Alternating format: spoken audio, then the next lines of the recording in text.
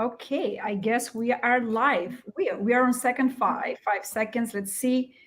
Welcome everyone. I really want you guys to give me grace because this is the first time I'm doing this, the first time ever, and I couldn't pick a better guest to be as imperfect as I possibly can, because he's always there to teach me. He's always there to keep me on track and and help me move forward and push myself forward as I continue to be extremely comfortable being uncomfortable. So I have Brad Pickett here with us. I don't know if you guys can see us. I don't even know if he's looking at us right now, but we are doing this because there's no going back. We are live on Twitter, YouTube, LinkedIn, and Brad and I are going to have an awesome conversation. We are going to go back in time when Brad realized who Brad is. So, without further ado, here is Brad Pickett. So, Brad, tell us who you are. I'm just a man, or maybe even a boy in the world. I don't know. I just hang out. Usually, I live in Scottsdale. Right now, I'm in Boise, Idaho. Um, what do you want to know about me? You want me to talk about business? So, the first question I have for you, Brad, is who is Brad when there isn't that professional hat, like on a day to day? Like we love to know who Brad is outside of the real estate that we're going to speak about in a little bit, and I'm very happy about that topic. But for now, we want to know the Brad.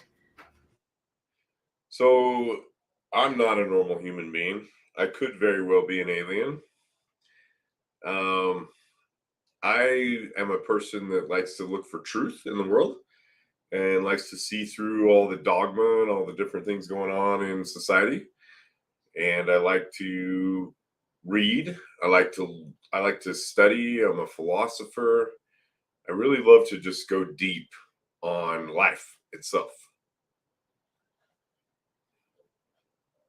And have you always been like this, Brad, or is this something you discovered as you continuing on this journey called life? When was the first time you realized that you that I remember actually being so funny you asked that. Like I remember being on the school bus in grade school. I remember right where I was at, and I remember like getting the chills. You know how when you get like that vibration that comes through your body, you're like, oh. And I just like that was the first time I noticed it. I was like, I don't want to be normal. I don't want to be like everybody else. I'm a little bit different, and I felt that, and I felt that I could access a different source of energy. Maybe that sounds a little bit weird, but that was like when I was probably about 10, and that's when it first started for me. wow, I love that so much. I love that you remember it, which makes me think that it mattered to you because I feel that as as humans, it doesn't matter how many things happen to us or for us. It's what we actually remember that we put the focus. So I love that you remember the age and you remember the location. So that and that is pretty awesome. Now, so Brad, you said you used to live in Scottsdale. Are you from Scottsdale originally? Tell the audience where you're from originally. So I grew up in Burley, Idaho. Right now I'm in Boise, Idaho, which is about 2 hours from where I grew up. I'm up here helping my dad out right at this moment, but I grew up in Burley, Idaho, which was on a potato farm. So my childhood was freaking the best childhood you could ever have. I grew up riding a motorcycle. Like basically, I'd get off the school bus, and I lived in the country, and we lived on an 80-acre potato farm. We had 80 acres at our house, but we had another 500 acres we farmed that were real close by. And we had tractors, and my family had a nursery where we grew all the bedding plants, marigolds, peppers, tomatoes, every single plant you could ever imagine. We grew them in the little tiny bedding plants, and then we transplanted them into the bigger pots, and then we sold them and we distributed them throughout southern Idaho. But when I was a kid, I would come home from school and I would hop on my motorcycle. I remember getting a motorcycle for Christmas in 1993. I just aged myself. And my only rule was to be home by dark. So I would go out, and I had my neighbors had motorcycles too. And Zane and Zach were their names. They were two brothers, and they were they were basically my brothers. So I didn't have actual brothers. I had two older sisters. And we would just go riding all the time. Like, we just went riding. We would jump ditches. We would get hurt. We would have fun. We would swim. We'd get in trouble. We did everything. It was fun.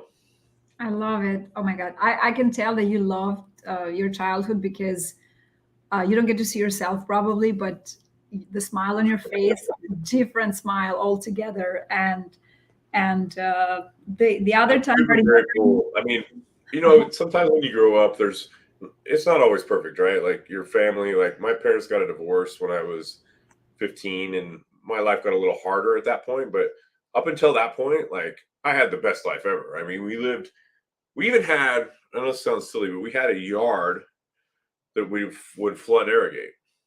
So we'd open the canal, and it would flood irrigate the yard. And we would just go lay in the water in the yard. And, like, I mean, we would literally have like the perfect country home. It was beautiful.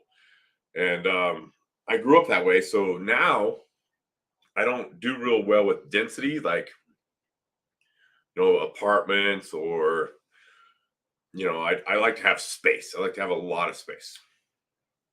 so you would not move in the Bronx, I take it. Yeah, I pretty much don't even want to know where that is. Well, you already know where it is because I do know where it is. Yeah. you Yeah. And are I'm also, a traveler. not to get too political, but I'm a red state guy. You won't find me in blue states. Okay, again, this is one of those conversations where we, as a collective, not just myself, but so many of our common friends would love to know the other side of Brad because for everyone who's hearing us today, uh, Brad invests an average of, I would say, 10 hours Monday through Friday between different calls in the multifamily space lately. And we have created this amazing, very intimate community. But Brad is super analytical, extremely knowledgeable, and we speak about underwriting, more underwriting, markets, multifamily, creative finances, you name it. And then, because I'm always curious about the other side of each human, I get the privilege to interview because all of our friends want to know, sure, if you are for the red states versus blue states and what your childhood was like. And the next question is, Brad, you've traveled a lot since, when you were a very young boy, I guess. Which city in the world is your most favorite so far? Oh, wow. That's a random question. My most favorite city in the world. Okay, so I used to live in San Diego. San Diego is a beautiful city. I told you I don't like blue states, but I don't think San Diego is even blue. It's kind of red. So San Diego's up there. There's some places in Costa Rica that I really enjoy. Nosara. Um, but I have this problem when people ask me what the best is. Like, what's your favorite song? What's your favorite movie? What's your favorite city? I don't really like those questions because I like everything. And I think that people need to have moderation in different areas, right? So I can't have one place as my favorite. I like Colombia. I've had some really fun times in Marbella, Spain. I've been all over the world. I think my favorite city, though, actually, okay, here it is. My favorite city is probably Ketchum, Idaho. Believe it or not, I was expecting Sun Valley, Idaho, but you never mentioned it once. And I'm like, I'm Well, shocked. Ketchum and Sun Valley is the same place. Okay, that I don't know because I'm like, wait a second. Have Sun I Valley's received? like the little part next to Ketchum, but yeah. Oh, got it. Okay, because I hear you speak about that all the time. And I was like, wait a second. He said that's his favorite. Now it's no longer the favorite. Hmm. No, Now, I had to think about it because I've traveled the world, and America has some political problems and everything. We don't need to go into that, but there's some amazing geography here. Like some of these places in the world, like they have bad political things going on, but they're still beautiful places, like San Francisco, New York. Like they're beautiful places. But Sun Valley, Idaho, or Ketchum, Idaho, is probably one of the most beautiful places in the world. I love it. Can you give us a fun fact about you, Brad? Oh wow. Okay. No, Fun fact. we're never prepared for this. This is why this is like you gotta think and I act used to quick. be a firefighter. I have saved many lives. I have seen many people die in my hands. I have learned a lot from life by being a firefighter. I think being a firefighter is one of the best life experiences I could ever have. I did it full time for 6 years. And when you are that close to life and death, you actually really learn what life's about, and it gives you a new reverence for life. It gives you a respect. You see your friends' parents die in your arms or die as you're taking them in the ambulance. I've been doing CPR in the ambulance, going over train tracks, like falling over, trying to save people's lives. Um, so that changes your life. As a firefighter and an EMT, it changes your life. I mean, you start to actually see what death is, and in some ways, most people think that that's probably freaky or scary, but it really enhances your life because you become more comfortable with death. You become more comfortable with life. You realize how important it is to actually live while you're living. And so I'd say my best experience in life was just being that close to death as a firefighter and seeing those people. Some of them were ready to die, some of them were not. And that gave me a new respect for life. Oh wow, I didn't know it was going to turn into not so much of a fun, but so human. And thank you so much for It sharing could that. be considered fun. I mean, like life is what it is. Like the one thing that's guaranteed is we're not going to make it out alive, right? I mean, we all know that, right? That's a fact. So have fun with it and understand that it's precious, right? Enjoy it. So true. And so, Brad, I've known you for, I would say, what, 17 months at this point, going on 2 years. And of course, I've learned so much from you, and we would need many podcasts to go over all the lessons. But one of the things that stands out about you, Brad, is your mindset. And I'm curious to know, knowing that you know so much, you are well traveled, you've read thousands of books, how do you reset when you have 1,000 things in your head, like mentally, emotionally, physically, all of them? Like, how does Brett start back from zero? Not really from zero, but you understand what I'm trying to ask you. Yeah, that's a really almost intense question, because people are like, well, how do I actually reset? But the way to reset is to be in the now, right? So when you have all these things in your mind, you're either in the present, you're either in the past or the future. But the best way to reset is just to be right in the now, right now, because that's actually the only time that we have. So, how do you reset? Get out of your own head. And how do you get out of your own head? You be in the now, you be present at this moment.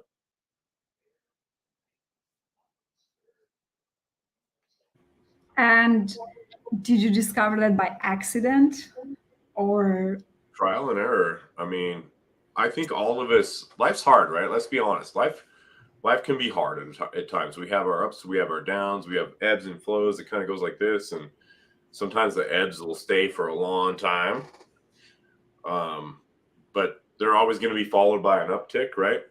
So you just learn in life, and you can't control the past, you can't control the future.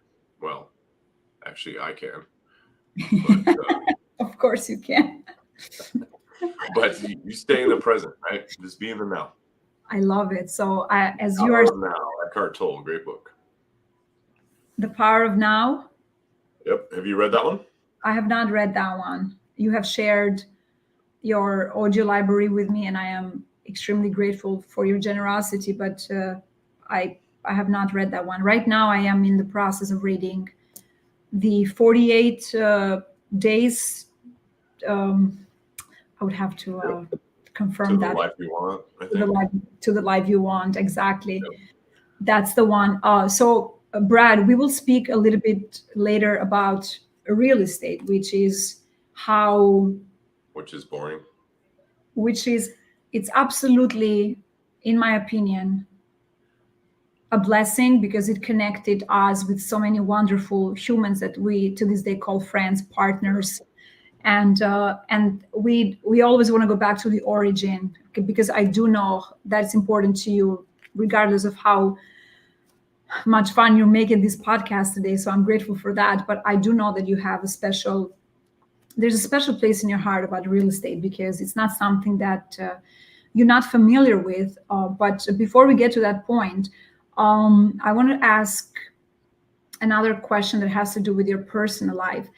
I remember you telling me that you put together this bike, like what is it, like a Oh, you motorcycle? want to talk about that? Okay. So that fascinates me because one, you created something amazing, but I want you to tell everybody what ended up happening with that bike. Where is it? Who has it? All right. So I used to live in San Diego, and I've had a long career in real estate. I've been in real estate ever since I got out of college. So I've been uh, loan officer. I've been a title rep. This was when I was a title rep, and my territory as a title rep was La Jolla, Pacific Beach, and Claremont. And this is all in San Diego County. This was when I was like in my early 20s, right out of college. And so, I guess maybe you'd say the prime of your life, but I honestly like my life better now than I did then. But anyway, it was awesome. So I was making all this money. I was making like 20 grand a month doing that. And at that time I was killing it. Right. And met so many cool people, had some really cool roommates. But long story short, as a title rep, I saw all these people making a ton of money. Like I saw the HUDs. If you guys know what a HUD one is, it's the closing statement for when you're closing a deal. And so as a title rep, I saw all the closing statements, and I saw these real estate brokers and mortgage brokers making like, I mean, over 100 grand a month. Some of them were making 500 grand a month. And so I was watching these numbers come through our desks, and I'm like, I need to be a broker, right? And so I went and got my broker's license in California, and then I became a mortgage broker, and I started a mortgage brokerage, and I had I didn't get too big. We did well, but during that time period, um, actually after that, so what happened is that we had, if you guys remember, this is how old I am, the subprime meltdown happened. And I think that was in 2003, 2004. And so all these subprime lenders, which that's what I was doing, was subprime loans. Subprime means people that have bad credit, right? So we used to be able to give, there was a company, Countrywide was one of the main lenders, and they had a company underneath them called Full Spectrum Lending. And it was a subprime deal. So long story short, all that crashed, right? And I had made a bunch of money. And so I was living in San Diego, right by the beach, and I was surfing at Tourmaline. Tourmaline, some of you guys probably know where that is, in Pacific Beach. And I'm like, I was still doing mortgages from my house, but I would do like one mortgage a month, and I would make like 10, 20 grand. And so I ended up building this custom chopper. And I bought a kit. It was called a Hardcore 3, was the name of the kit. And I bought this kit, and it came on a crate, and it was like Christmas. Like on this crate was like this boxes of like a motor, a seat, a frame, all the components, all the stuff. So I put this entire bike together in my garage, just drinking tall boys and having fun with my friends, man. We had so much fun. We were surfing. And what you do when you build a chopper is you have to actually mock it up first, right? So you put the whole thing together without the paint, and you make sure that everything fits. And then you take it back apart and you send it off to get painted. And I sent it to be painted by this group called Damon's Painting, which is the same guy that paints all of Jesse James's stuff. And the paint job itself was $4,500. And it had these custom flames. Maybe we can show a picture of it at some point, but it was the most beautiful thing. Like, it had these realistic custom flames going down the gas tank, $4,500 paint job. So I got that back, put it all together, and I started riding it. And I was riding it through the streets of Pacific Beach, California. And it would set off car alarms as I went by, because the pipes were like so short and it was so loud. I mean, this bike was like 110cc S&S motor, like just crazy bike, like crazy. And as I would drive through town, like car alarms are going off. And one time I went over like the manholes in the street. One time I was turning and I went over a manhole and the back end slid out and I almost crashed. And I'm like, but I didn't crash. I'm like, I need to sell this. So then I put it on whatever, Craigslist or whatever. And I don't know if you guys know Avenged Sevenfold, a really good rock band. The lead guitarist's dad bought it for the lead guitarist, which I think he's actually dead now. But I met Avenged Sevenfold and they came to my house and they paid me, like, I was into the bike. I think I was into it about $15,000, and they paid me $17,000 cash, and I sold it. But so that was a cool experience. I would love to do that again. By the way, it was super fun. It was okay. I want to say one more thing about that. So as I was building it, it was pretty easy to build, and then all of a sudden, like, we came to like the wiring and the wiring harness, and it was like this gob of wires, like 100 ends on this end, 200 ends on this end, and I'm just like laying it on top of the bike. And I spent like 2 weeks just staring at it. I'm like, how do I do this? It took me so long. It took me so long to figure it out. But yeah, it was great. It turned out. And the coolest thing was when I actually got the bike put together and I hit the start button, it started. Which was oh my God, I must have done it right. So it was cool. I love it. I'm here observing you speaking about it, and it's not the first time I hear you speak about this off camera, of course. But I can see the passion, and the reason why I asked that question, Brad, is because, as I said earlier, you are so focused on mindset, and I feel the story with you buying a kit, as you called it, and then converted it into an actual motorcycle. I think that's what it is. A chopper, it's a motorcycle, I'm assuming. Yes. Yep. Because when I hear chopper, I think of helicopter, but this is actually like a nice blue. They call it a chopper because the front end is raked out. So a chopper is one of those motorcycles where the shocks are like pushed out and the front is like long. Yes, I've seen pictures, and yes, but we will post a picture here at some point. Yeah, we got to put a picture of it up. It's such a beautiful bike. Yeah, so you send it to me, and then I'll make sure we put it here. And again, it comes back to, because I do know, and I do hear you say that a lot, how you do anything is how you do everything. So you wanted to create something, you wanted to put it together, bring it apart, and then put it back together, and actually selling it, which is not the so relevant part of the story as much as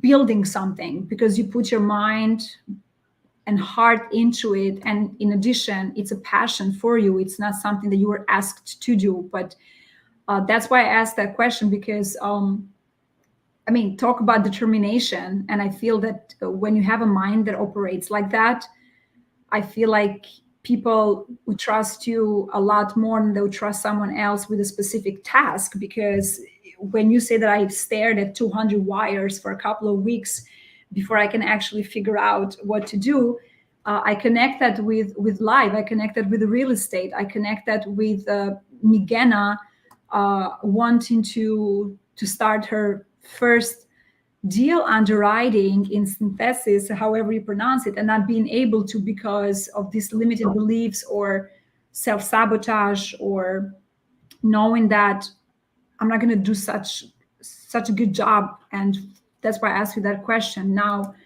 how I know that you work out a lot, and many of us know that, and it's very visible clearly. So I asked how you work out in the gym, but I'm more curious to know, in addition to your physical training, how do you train your mind? Give us a few tips or share with So us. I'll try to summarize this real quick. So reality is what reality is actually an illusion, and what you create in your imagination is your reality. So you're actually projecting your life. And I know that's pretty deep. We could go into that. So long story short, when you're thinking positive, you're going to have a good life. When you're thinking negative, you're going to have a bad life. And those things will crystallize, materialize into the actual reality, the fabric of this matrix that we live in, right? So um, the idea is to first become super aware of what you're thinking. Most people don't realize that there's an inner dialogue, and it's not even actually a dialogue, it's a monologue, because it's just you. There's a monologue going on in your mind at all times. And so most of us aren't even aware of it. And those of us that think we're aware of it, we're only aware of about 1% of it. So the first thing is to increase your awareness tremendously about what you're actually conceptualizing in your mind. And when you start to learn that, because what you're conceptualizing in your mind is what creates your reality. So you have to be a steward and stand as a shepherd over the mind, and you have to monitor the thoughts that come through the mind. And when you have negative thoughts, you can expect a negative thing to show up in your life. That's why, you know, just for example, if McGinnis says, "Oh, I could never do that," I'd be like, "Okay, that's true now. You will never ever be able to do that because you just said that, right?" So your words are super powerful. Your thoughts are super powerful. So don't ever say that you could never do something unless it's something you never want to do, right? So you have to stand as a steward, as a shepherd over the mind. You have to stand there and watch the thoughts that come through. There are, without getting too esoteric, there are a lot of negative and let's call it dark energy influences in this world. They come through Netflix, they come through music, they come through all these different places. And most people are just completely unaware of it. Most people are just living their life and they don't even have a clue what's affecting their brain. But if you increase your awareness, you can start to realize that you need to, just like you have to feed your body positive, healthy nutrients, you have to do the same thing with your thoughts. And you have to stand in front of your mind and say, no negative thoughts. Or if I have a negative thought, you have to reframe it real quick. Oh, wow. I could That talk is, about that for hours, but that's I love basically that. it. And I took a few notes here. You know, you say increase your awareness, be super aware of what you're thinking. And I I couldn't agree more with that. I do believe that we are the creators of our own reality for the most part. Of course, there are certain aspects that are out of control, but for the most part, Not necessarily. So that's such an really, interesting. Yeah. So you what challenge we me. have what we call a collective consciousness, right? So the world as it is has a lot of problems, right? That's because of our collective consciousness. Like collectively we believe in limitations, and that's why we have them. And not to get too deep into this because it's a little deep for people, but there's those limitations are actually placed on us, and we're taught to believe them. And our grandma believed it, our great grandma believed it, but they're not real. Okay, so for example, like how getting old, you don't have to get old. Like if you look back in history, which by the way, our history has been, we're getting a little bit deep, but I'm just going to keep going here. So our history has been completely changed. What you guys think of history is not even real history. Like people used to be able to live 200 plus years. So the belief of getting old, the belief of getting sick, the belief of cancer, the belief of these things gives you those things. And long story short, you could do a lot with your mind. You are truly a creator. Like you have your imagination is the God or the source within you, and you create your reality. Reality is technically the illusion, and your imagination is the true reality. So I know that's a little bit heavy, but hey, let's be real, man. I've studied this stuff for a long time, and that's the truth. People should know the truth. I love it, and I am actually keeping an eye on LinkedIn comments, Brad, as we speak just now, and I can't wait for you to just to watch this episode, the first episode of many more, of how people are reacting to the. Oh my God, wow, that is crazy. But I'm glad you challenged me because you are right. We are programmed a certain way, and then that becomes our reality, and that's the only reality we believe, but it's not necessarily the Like truth. it goes so much further than you realize. Like you can actually, you don't even have to be in a body. Like this whole world is programmed in a certain way to where we think everything's the way it is. Those are all programs, they're all beliefs. And your only limitation, like, let me ask you a simple question. Yes. Why is it that you don't have what you want? And the answer is because of your beliefs. Yes. Your beliefs are what limit all of us. And in this particular realm of the universe, and I'll stop here in just a second because I'm getting a little bit out there. But in this particular realm of the universe, we are limited to believe that we have to be in a body, that we have to be a certain way. But I'm telling you guys, it's not reality. Mm. But while we are in this reality, and we contemplate which direction to go, uh, you came across this thing called real estate. I'm sure it's familiar to you at this point. I know there's a lot of us here who are dying to know more that we already know through you, but there's many of our friends here in all different platforms that would like to learn more about real estate, of course, because we always students. I'm a student forever, that's for sure. But how did you come across real estate? Because I do know that it's not what you studied in college, because you have a completely different major as a degree. And then why real estate? You could have been many things in the world. You could have been a politician, for what I know, or something else, for Well, sure. if I liked lying, I would have been a politician, but I don't like to lie. So real estate for me was simple. Uh, as I was growing up, I was taking note of people that were successful, right? People that had a lot of wealth, and that could be money, good families, all these things. And what did all those people have in common? Real estate. So to me, real estate meant money, wealth, legacy, right? And so that's what I saw as a kid. And I'm like, okay, so why am I going to mess around with $80,000 a year when I could be messing around with 80 million on a multifamily deal, right? Like just add some zeros. Let's get serious here, right? And so for me, it was just a simple parallel of seeing that all the people that have what I wanted, the one thing all those people had in common was real estate.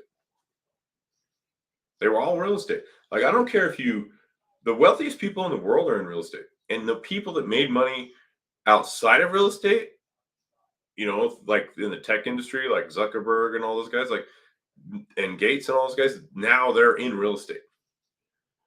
Like it doesn't matter if you make your money in real estate or you make it somewhere else, you end up in real estate. And how long have you been in this industry, Brad? 23 years. 23 years. What are the top 3 lessons that you can share with us that you've learned these past 23 years about real estate?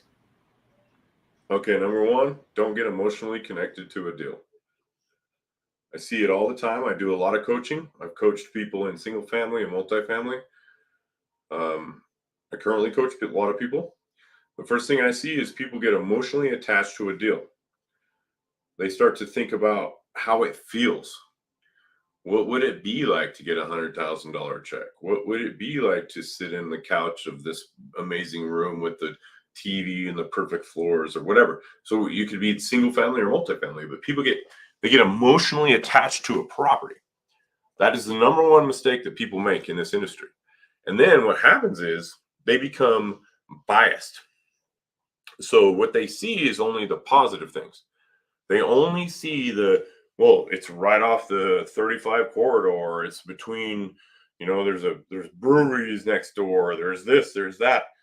Yeah, but you don't realize that it's a 1946 build. It's, so they don't, what happens, and this happens to everybody. It's happened to me. It doesn't happen to me very much anymore.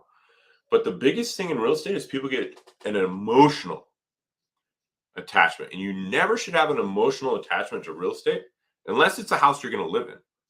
Then that's fine. But if you're using real estate as an investment, it should never be emotional. It should always be analytical. It should be number based only and realistic pro forma numbers. So that's number one. Second lesson in real estate would be, oh, geez, go big. Go big as fast as you can. And when I say as fast as you can, don't stay in single family. Don't be. I mean, I was a realtor, then I was a broker. If you're a realtor, then you need to grow up. You need to graduate. You need to go further. Become an investor, and just continue to go up the scale. So for me, if I look at real estate on a scale, like if I look at the very beginning of real estate, it's like a property manager. Then you become like a realtor. Then maybe you're a broker. Then maybe you're a lender. And then maybe you're a mortgage broker. Then maybe at this point you're an investor. And then eventually you become like a syndicator. Then eventually you become a commercial magnate that owns, like a Sam's L, right? So that's the scale. You want to go up that scale as fast as possible, but you don't want to do it too fast either. Like, don't try to do what Grant Cardone says and go out and buy a $500 million building for your first building, because it's just not going to happen. You don't have the resume. But get to that, but take your time to get there as quick as possible. I personally think of, if you're an agent, I was an agent, but you need to graduate out of that. You need to move. What I didn't like, I'll say this is lesson number 3. Don't be anyone else's bitch. And that's kind of a little bit rude to say, but that's why I moved up in real estate, because I didn't want to, when I was an agent, I didn't want to, someone was always telling me what to do, telling me why I needed to do what I needed to do and blah, blah, blah, blah, blah, blah, blah. So I became the investor. And I thought the biggest limit that I had in my mind, I think a lot of people have this, is you have to have money to be an investor. That's not true. You have to first know how to make money as an investor to have money as an investor. So, I remember sitting at the firehouse when I was a fireman back in 2014. And I remember sitting there and people asked me, like, how do you make all your money? And I would be like, well, I'm a real estate investor. But I was afraid to say that because I felt like that meant that I had a lot of money, and I didn't. I didn't have a lot of money. But what I did in 2014 was I ended up buying 23 houses with zero money down, zero banks, and zero credit. So I went with no money. I bought 23 houses in 1 year. So my point is that you have to realize that it's not a lack of resources. It's a lack of resourcefulness. I posted here for all of us zerodownapartments.com. Can you tell us more, Brad? What is this link and what purpose does it serve for So anyone that's zerodownapartments.com is basically my course that I have. You don't have to sign up for my course. My course is, I have one $20,000 option and one $8,000 option. But if you go to that website, you can get a copy of my book for free, and you actually get a PDF version and you get an audio version. And the book is 5 ways to buy apartments with zero down. So it's just like what we were just talking about. Everybody thinks like, oh, there's so many reasons why those of you listening right now don't get into real estate. The number one reason is you think you don't have enough money. You think you don't have the money. So I wrote a book that gives you 5 ways to buy apartments with zero money. And that's what's at zerodownapartments.com. And there's no gimmick. It's not a trick. There literally is 5 different ways. Actually, there's 6. There's a bonus way in there. There's 6 ways to do it. And McGinna and I have done it, actually. We bought 174 units in Tulsa. Yes, we have. And that's a fact. And that's very easy to verify. Now, why do you like multifamily, Brad? I know you've done all kinds of real estate. God, don't believe what he says, please. Why do you think multifamily? Let's Look, say in all honesty, like if I could make my money teaching people about the truth, I wouldn't even do real estate. I wouldn't. I think real estate is the least evil of all the evils that we have to do to be in this world. And if you're going to do real estate, probably the one thing that, I really like Grant Cardone. Some people love him. Some people hate him. It's a whole nother story. But the one thing that Grant says, and I agree with this completely, the most important number in real estate is the number of units. And I have been I've closed over 1,500, well, not even counting all the loans I've done, 1,500 single family deals, right? Like that's a lot of closings. That's a lot of escrows. That's a lot of agents, which I'm not a big fan of agents. It's a lot of all these things. It's a lot of lenders, a lot of inspections, a lot of blah, blah, blah, blah, blah, blah, blah contracts. But if you close one multifamily deal, it's one closing, one broker, 200 units, right? So multifamily is just scale. That's all it is. And, it's also the other reason I love it. Like if you look at in the multifamily industry, if you become a savant and actually realize what's going on in this industry, every 7 years, multifamily doubles. Like you show me another industry that does that. And here's the reason why. Because people have to lay their heads down somewhere. People have to sleep. Like this isn't a Airbnb where we go to the mountains of Tennessee and drink champagne every now and then. Like, yeah, we all like to do that. But this is a where am I going to live? Where am I going to raise my kids? Where Where am I going to lay down at night with my wife, right? Like this is multifamily is like, and then the other thing I'll even add to that is people are becoming more transient in a good way. Like I know that's kind of a negative connotation, but people are starting to realize that home ownership isn't really all it's cracked up to be.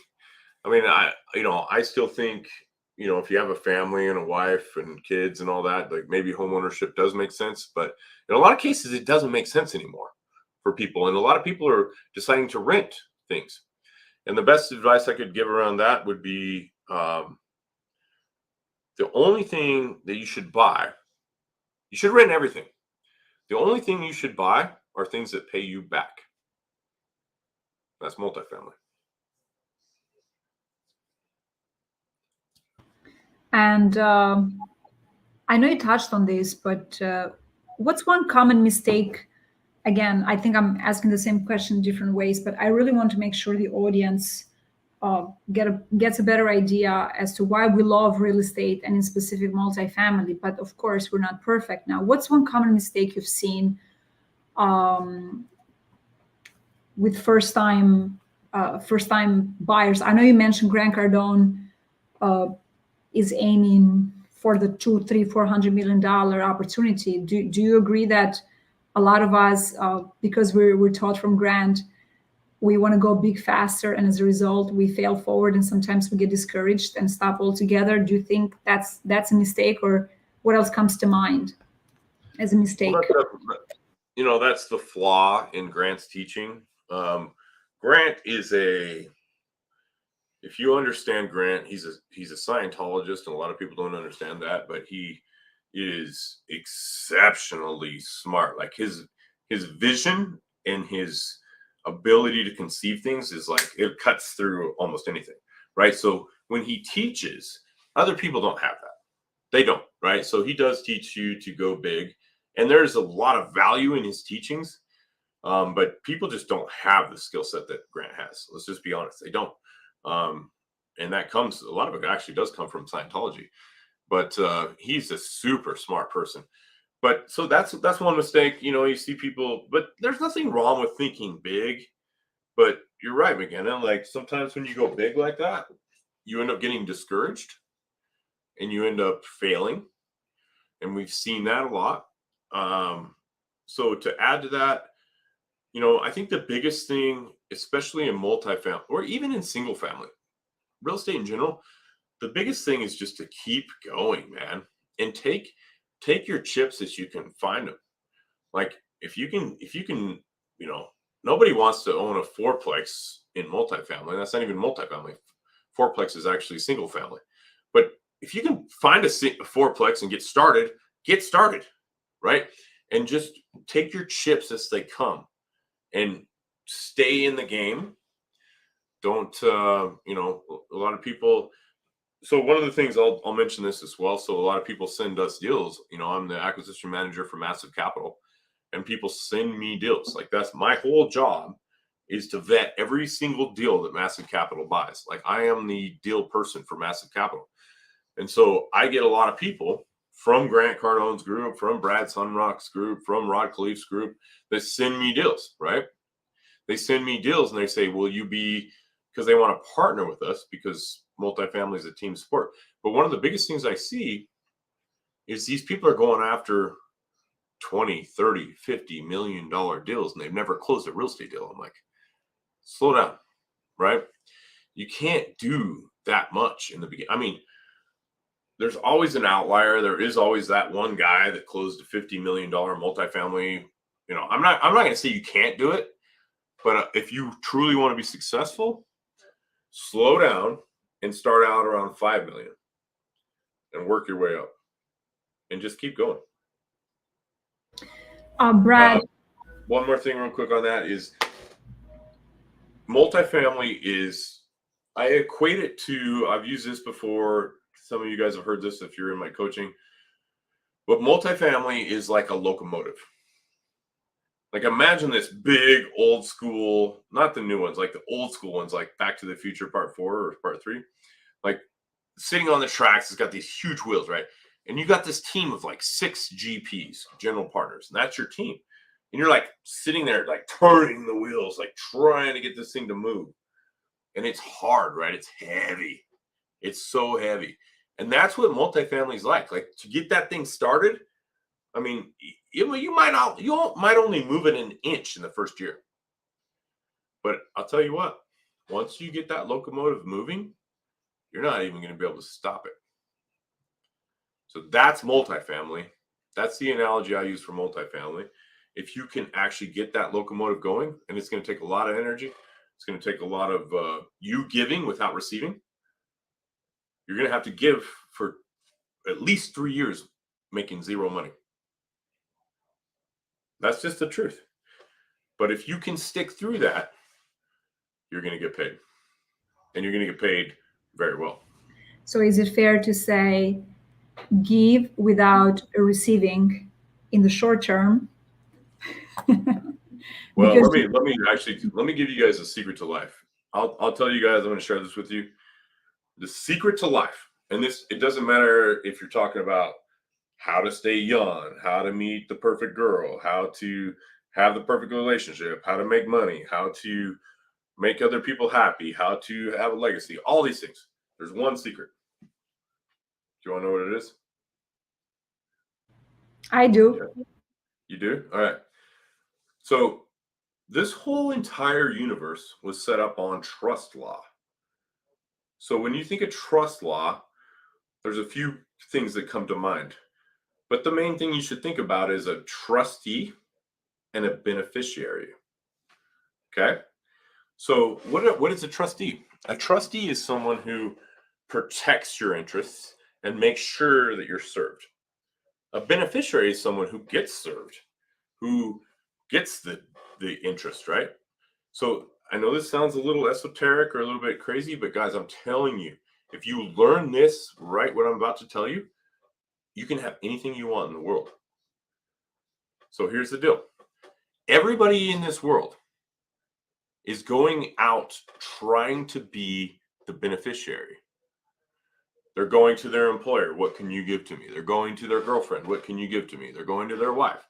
They're going to their kids. They're going to their boss. They're going everywhere. And they're like, well, what do I get? What do I get? What do I get? That is a recipe for disaster. And that is why people end up with nothing.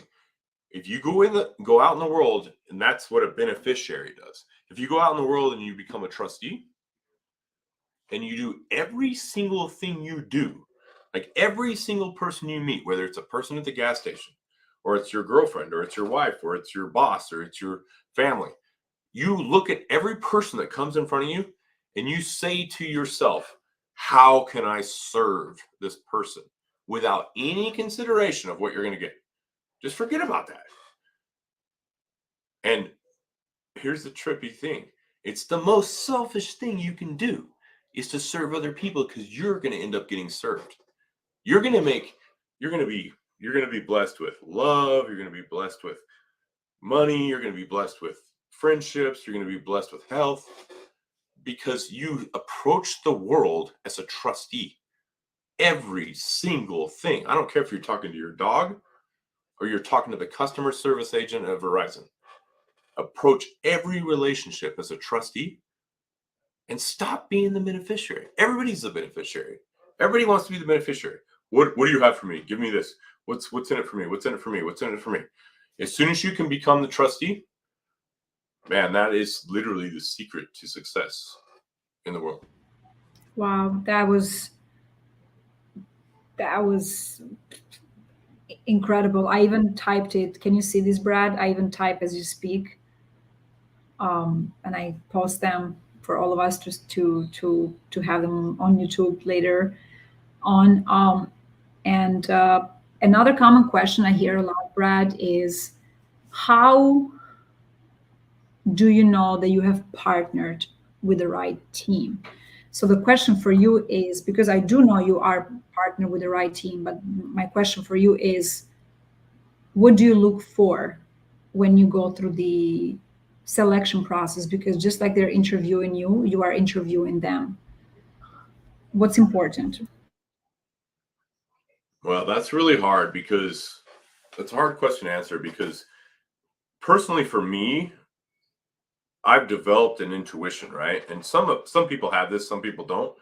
I actually don't know what other people have, but I know what I have. I have an intuition to sense people, and I can sense when someone's trying to be a beneficiary and not a trustee. I can sense it like super quick. So, a couple things. One thing that might be counterintuitive, um, when you approach business, this is going to sound a little bit weird, but when you approach business, why do we do business? One reason: we do it to make money, guys. I mean, let's be honest. Everyone's like, "Oh, it's not about the money." Shut up. It is about the money. It's totally about the money. That's all we're doing it for. Now, you're going to make friends, you're going to have relationships, you're going to help people. But when people are like, "Oh, I just want to make friends and maybe we'll make some money." Like, I don't want to partner with that guy. I know some people in my business right now that are like that. I'm like, "Dude, you're basically you're a pushover." Like, I'm here when I approach the business world, I'm here to make money. And guess what? I'll make friends too. You know why I'll make friends? Is because people like me for the fact that I'm here to do the right thing and I'm here to make money. So, look, don't play a game where you act like it's not about money because it is about money. Like, that's a silly game. Like, you're teasing yourself. Like, well, if you make it all about money, then, like, dude, okay, let me ask you a question. If you didn't make a single dime, would you still be doing what you're doing? Absolutely not, man. We'd be I on a would. freaking we'd be on a Bearing 75, which you should look this up, the best yacht ever. A Bearing 75 in Turkey. And we would be drinking cocktails and scrambling eggs, right? We'd be chilling. And that's happening, McGinnis. It's gonna happen. So Yes. my point is like don't lie Antalya. don't lie to yourself and be like, oh, it's not about money. The fuck it isn't. It's Okay. about money, man. No That's cursing what word. we're We are doing. cutting this part. I'm just kidding. Whatever. It's the truth, man. People can't handle that. That's the same people that can't handle that are the same people that don't like Grant Cardone. Oh my God. So true. And speaking of Grant, So um, so we connected because of Grant, or we connected because of each other, or we were supposed to connect. I don't even know we because met we met through Grant, basically, yeah.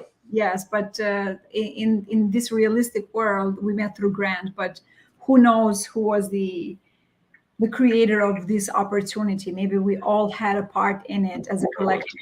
But I think it was you, Brad, because you're the one who understands this the most. You are the creator, but uh, for all of us, so we met through Grant Cardone, and clearly you switched to multifamily because you had been doing all other kinds of real estate for a long time, and you realize that that's the way to go. So if people that are listening to us right now are beginners and they don't know where to start, and they want to work with you, to learn from you, and pretty much you learn together, because as others learn from us, we also learn from them. I'm a big believer of that. Are you accepting new clients, and where do they find you? So I mean, I don't really promote myself that much. I mean, if you want to do multifamily, I have the best. I'm just gonna say, I honestly, I do. I have the best coaching program. It's not just me; it's Massive Capital, and the reason that is because we actually bring the people in. Like when Massive Capital is analyzing deals and buying deals, our students are in the room with us. So I don't see that in any other. Nothing against Grant or Sumrock or Khalif. Like they're all great guys, but I don't see that in any other coaching program. So if you really want to do coaching and if you really want to do multifamily, basically I look at three different things. Number one, do you have the money to invest, right? Because it costs money. So we have an M2, which is $8,000. M3 is 20 grand. Those are going to go up soon. So if you have the money, okay, let's put that out of the way. The next thing that we look at I look at three things. The next thing we look at is, are you sure you want to do multifamily? Like, are you sure? Like, do you know enough about it to realize the locomotive, how long it takes, how much you can actually make, the legacy you can leave for your children? Like, if you have to understand that, because it's hard work, right? So that's number two. So one, do you have the money? Number two, is this what you want to do? Because if you don't, hey, who knows? Maybe you know how to make more money in another industry. And if you do, call me. Let's learn. I'll learn with you. But if you do want to do multifamily and you do have the money, the third thing is, will you put the time in?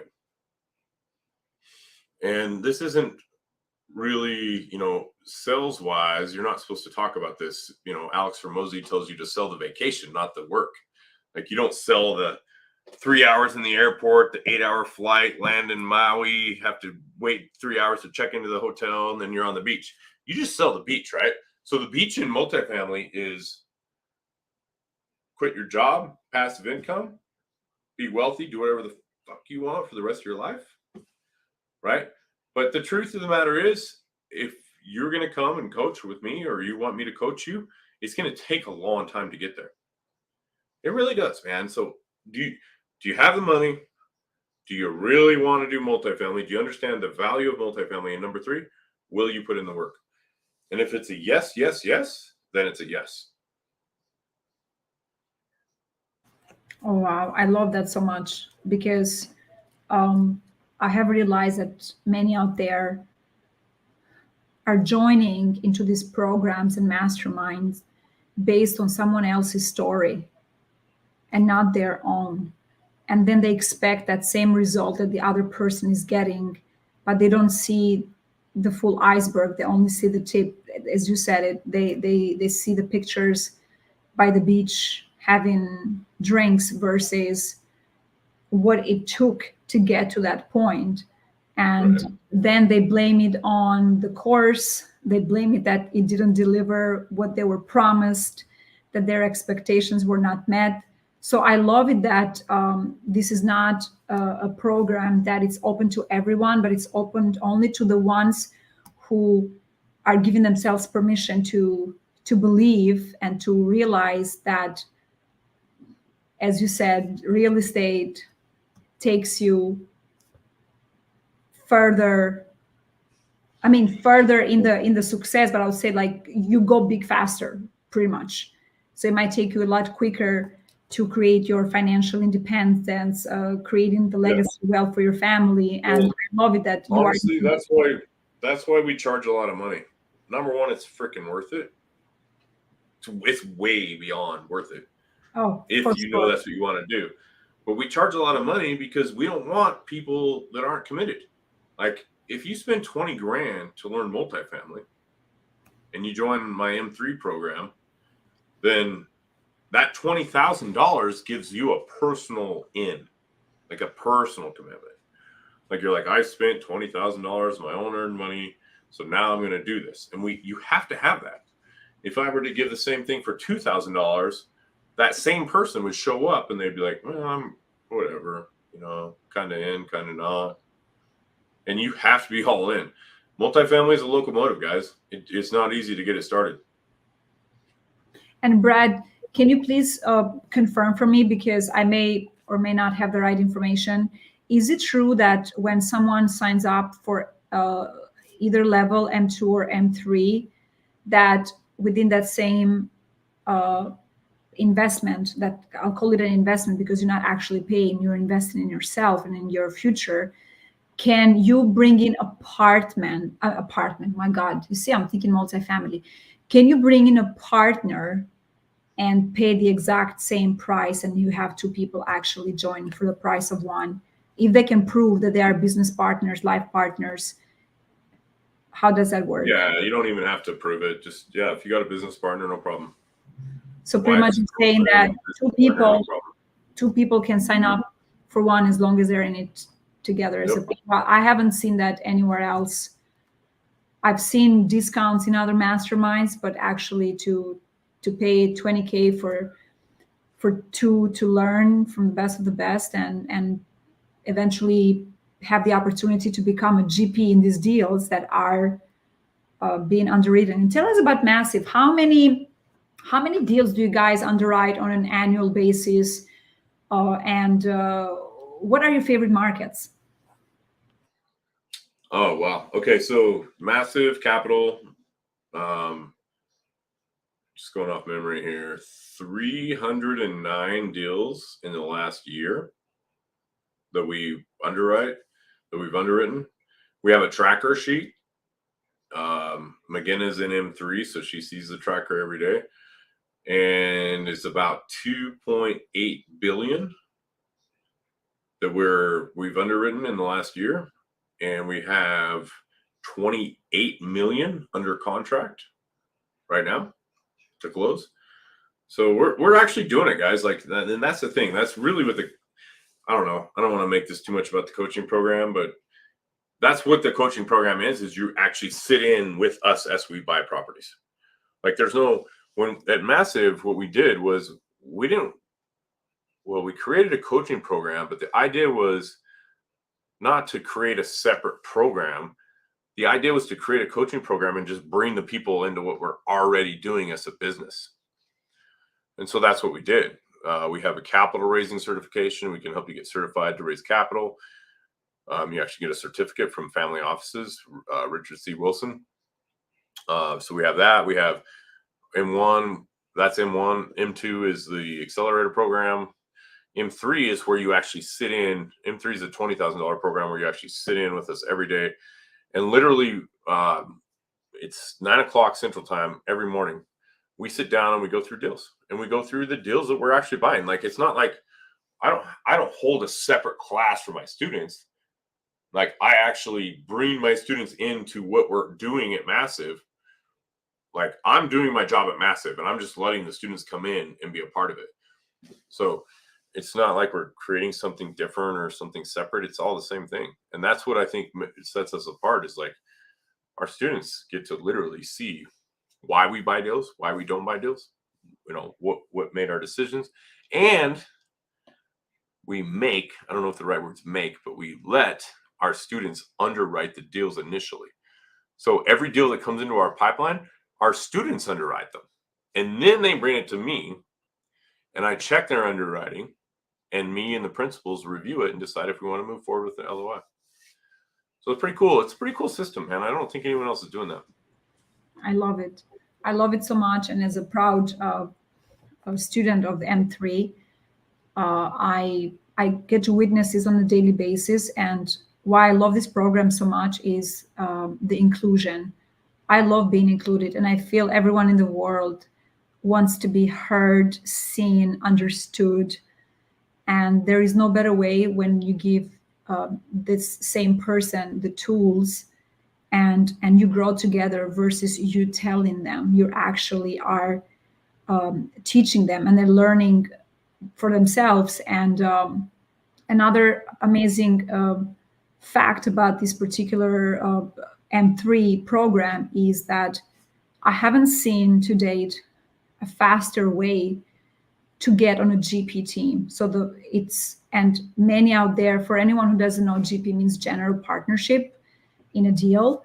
And many start becoming limited partners to begin with, also called as limited, as passive investors, I'm sorry. But when you are a general partner, you are an active investor. And many of us love to be GPs eventually. So with this program, you get to connect with other human beings who also are putting in a lot of work, time, money, energy, sacrificing to get to the next level. And the results are, we as a collective are in a lot more deals as GPs together. And when you say 20K to invest in yourself, when you know that the results will be down the line, you will own thousands and thousands of units, you will live passively, you will leave a legacy, and you are doing this to improve the lives not just of yourself, of others. I honestly think that price it's pretty low in comparison to what it delivers. And just want to give massive shout out, and to you, Brad, because you have so much patience and you really show up on a daily basis. And sometimes we have 2 3 calls a day. And I will also mention that you have this awesome webinar that is for free, that anyone that wants to join, it's every Thursday 7 p.m. Central. For anyone who wants to connect with Brad, what's the best way for them to reach out to you, Brad? Are you active on any social media where you check your DMs regularly so people can connect with you directly, or is there a link you want to share with us for the audience? Like, what's the Yeah, best? so for the coaching, zerodownapartments.com is the best way. You'll go through, you get a free copy of the book, you get the free actual audible of the book. So if you want to listen to it, if you're like me, I like to listen to books. I mean, I like to read books, but if you listen if you listen to books, you can actually take in a lot more quicker. So I end up listening to a lot of books, just because I don't always have the time to sit down and read it. So Zero Down Apartments, you can get that for free. After you sign up with Zero Down Apartments, you get an opportunity to go through a mini webinar. It's like a 15-minute webinar. You'll see me and Grant talking, um, and you can check that out. And then if you want to book an appointment with me to learn about coaching, you'll get that opportunity through Zero Down Apartments as well. If you want to follow me on social, the best is Instagram. It's onebradpickett.com. Or no, whatever. At one Brad Pickett, I guess is what it would be. But that's my Instagram handle. And that's about it. Oh wow, very simple. And I know we went over time. It's now 3:20, almost Eastern Standard Time. We usually schedule this call for an hour, but Brad is so busy and he's very tough man to get a hold of. So this has been extremely, extremely valuable for me, of course. I'm super grateful for your time, Brad.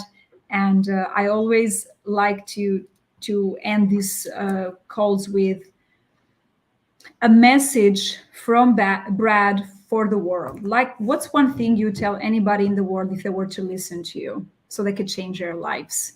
Well, the first thing I would say is follow McGinna. Like, I really appreciate you as well, McGinna, because McGinna is an exceptional collaborator, and she can connect you with whoever you need to be connected with. It doesn't matter if you want to do multifamily or whatever it is. She's a beautiful person, beautiful soul. She can connect you to a lot of different people. So definitely follow her, support her. Man, if I were to give one message to the world, that's a tough one. You should have prepared me for this. What would I say? I would Not say, a man that can ever be prepared. That let's just state the facts. okay, so here's what I would say. Focus on what you don't know that you don't know. Okay, can you make it very simple for my brain? No, not for your brain. Um, okay, so in this world, there's things we know. There's things we know we don't know. And then there's things that we don't know that we don't know. And that last one is 99.99999% of the world knowledge. So what I'm telling people, the number one block that people have in this world, what is the number one block for learning, McGinnis? Do you know what it is? You convincing yourself that you don't want to learn? Kind of. The number one block, and this affects everybody. It affects everybody. The number one block to learning is thinking you already know. You don't. And even if you know, let's say you're the best in the entire world at multifamily. You still know less than 99% of it. My point is that there's so much knowledge out there and people become ignorant. And that's the reason why our country is the way it is. That's the reason why we suffer, is it's because of our own ignorance. So focus on what you don't know that you don't know. And as soon as you think you know something, realize that you don't and go deeper. I took a note of that. I made sure it's very highlighted here because that is extremely profound, and what a beautiful message for the world. And I do know for a fact many in the world will get to see this video. We are posting this on YouTube, LinkedIn. We are actually live as we speak on Twitter, YouTube, and LinkedIn. And Brad will be very proud of me because I went from get this computer out of my face. What is this thing? Put me in front of some people. Let me talk to them. I'm fine. Oh, you want me to go speak to someone at the White House? Sure, I'll get on a bus. I'll meet them. I'll even walk. Anything that has to do with talking, you got it. I would never be tired of talking. However, I am learning more and more the value of social media, of technology. And special thanks to Roberto Science, who's probably listening to us right now, for being extremely patient. Hey, Roberto.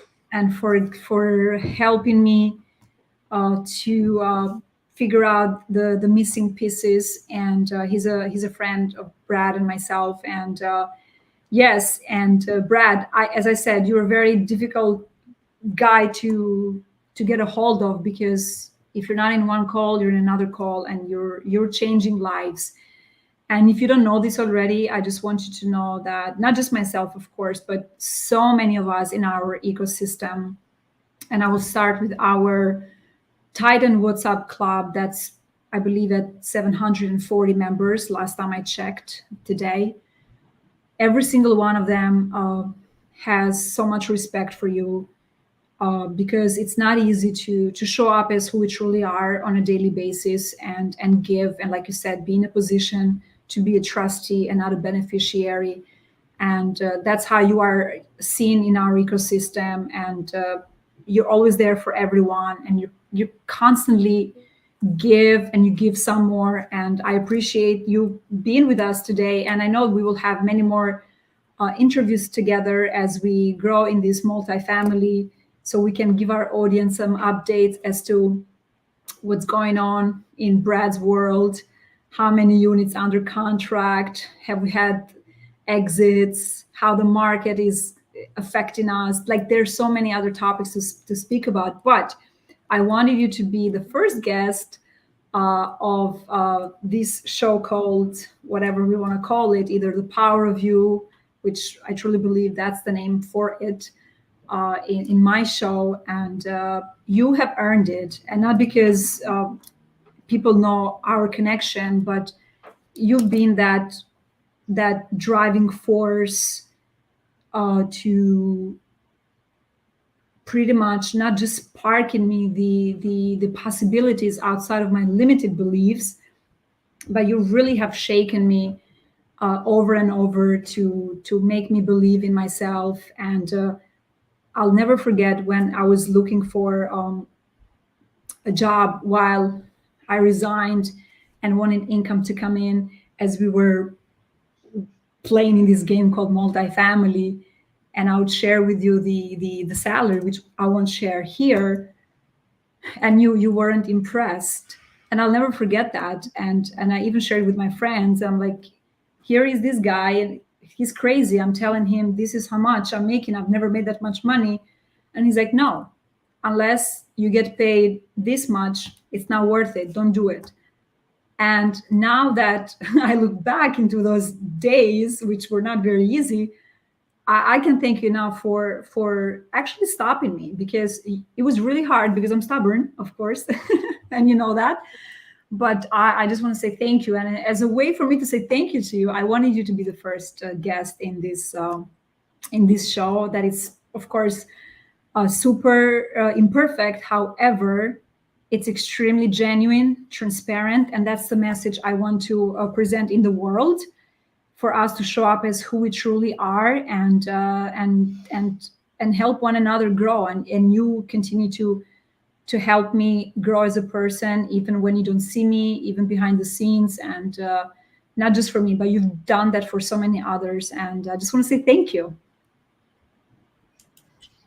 Well, thank you for having me. Yeah, if you guys don't know McGinnis, she is a connector, a collaborator, great person to know. She can introduce you to the people that you need to get where you want to go. So it's a pleasure to be on the show. It's an awesome honor to be the first person on the show. You're a great friend. You've done nothing but positive things in my life. I really do appreciate you, and I look forward to making a lot of money together. Of course, I'm hanging out in that what do you call it? B-75. What is that called again? Oh, the Bering 75 yacht, guys. Look that up.